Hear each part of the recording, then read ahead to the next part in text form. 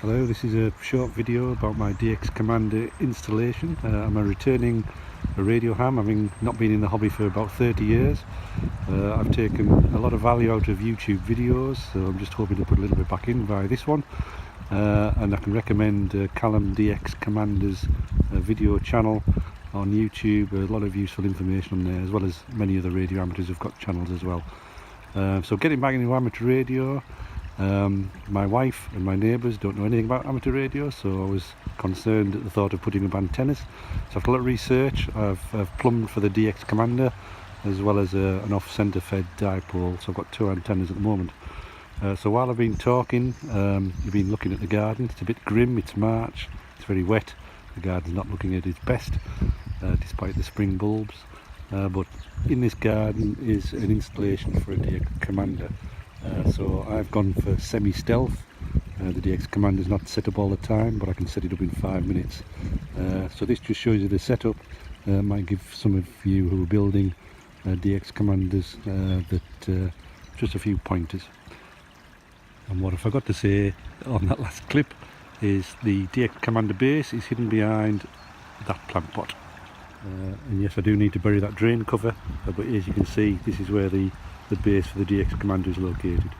So here we have the base with just some waste plumbing pipe pushed into the ground, just to give something for the DX Commander to stand on.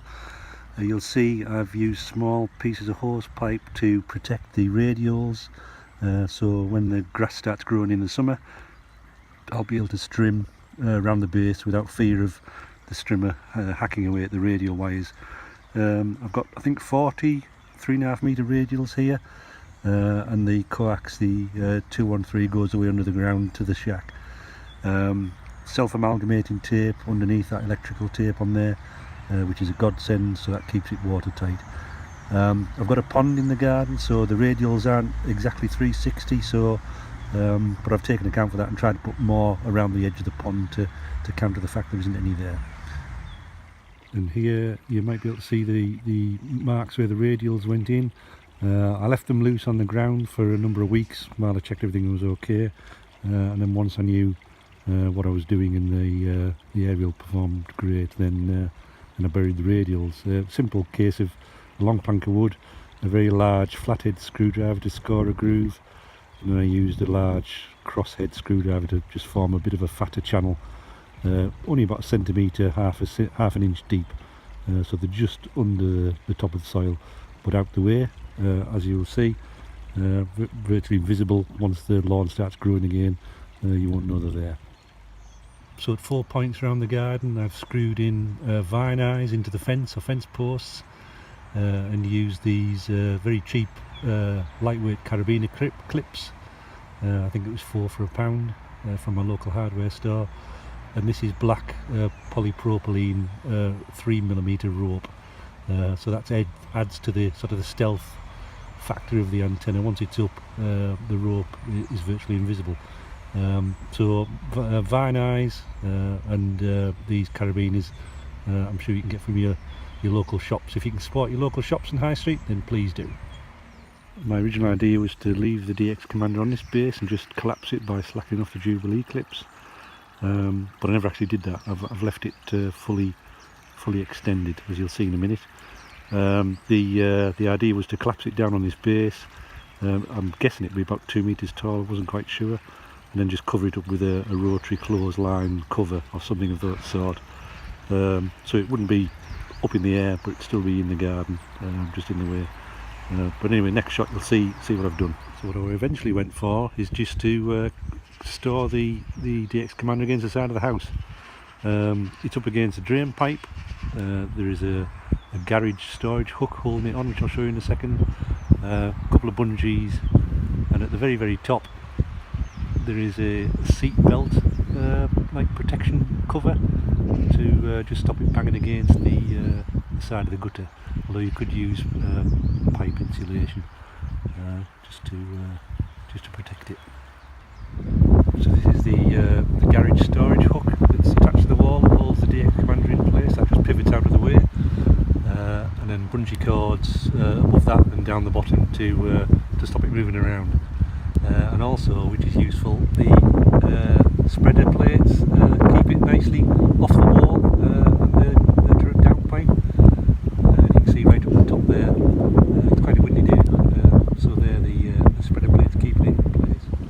course the bottom spreader plate, which is a handy place to store the top guys when they're not in use. So these aren't the bottom guys, these are the top ones at the moment, just in storage. So this is the DX Commander laid out on the ground, just so you can have a look. The end cap's taken off so it can fit over that pipe in the garden. All band vertical, so all the radiating elements are in place. And here I'll just do a slow pan along, so anyone who's building a DX Commander, it's always useful to see what the end product looks like, so you know what you're aiming for. That's the bottom spreader with the Jubilee clip just underneath, and my guys. And the bungees with the clips that keep the radiator elements tensioned. The middle spreader plate. More Jubilee clips. And the top spreader plate where I've attached my guys for the top end of the antenna. More Jubilee clips. That's the seat belt protector that I use to protect it from the gutter. And then right to the end, Callum provides some silicone tube to keep these last pieces in place, but I've just used electrician's tape. So 40 goes up the top and comes back down. In fact, it ends there. That's the end of 40. So if you're building your DX Commander from scratch, that's what one looks like once it's all completely assembled. So now I'll put it up. You won't see me putting it up, but believe me, from getting it off that wall to putting it on this pipe and putting all the guys on, it takes about 5 minutes. Well, it takes less than 5 minutes. So here we are 5 minutes later with the DX Commander on its base. You can see the guys going off to the fence to the right, and similarly off to the left, attached to the bottom spreader. And if I zoom in and zoom up past the middle spreader, which is I think that one, up to the top spreader, and that's got 4 more guys coming off, keeping everything nice and steady on this blustery day, and just the top blowing around in the breeze.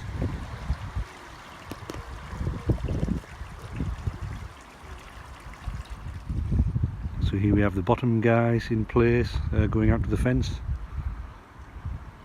and with sliding guy knots, which if you look on the internet, there's lots of examples of how to tie those that you use for guy ropes on tents and like.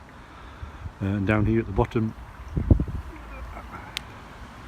you can see the DX Commander sat on its base. It's very windy at the moment, and this setup survived Storm Freya last weekend that hit the UK, which is quite gusty.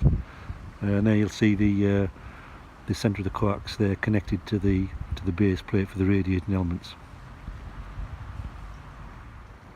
And here's a view from another angle. Depending on what you've got in the background, it can be quite discreet, black against trees and foliage. And where I've got the DX Commander stored against the side of the house, if you've got the side of the garden free down the side of the fence, I'm sure you can lay it flat out of the way. So finally, this is the upstairs view of the DX Commander in position. Hopefully you found this video useful if you're considering a DX Commander, or similar to me, a semi-stealth, semi-permanent or even a permanent setup for the home. It's a great antenna, and as well as being marketed as a mobile temporary solution, I think it's a great base solution for anyone considering a vertical at home. Anyway, hope you enjoyed the video, found it useful. Thanks a lot.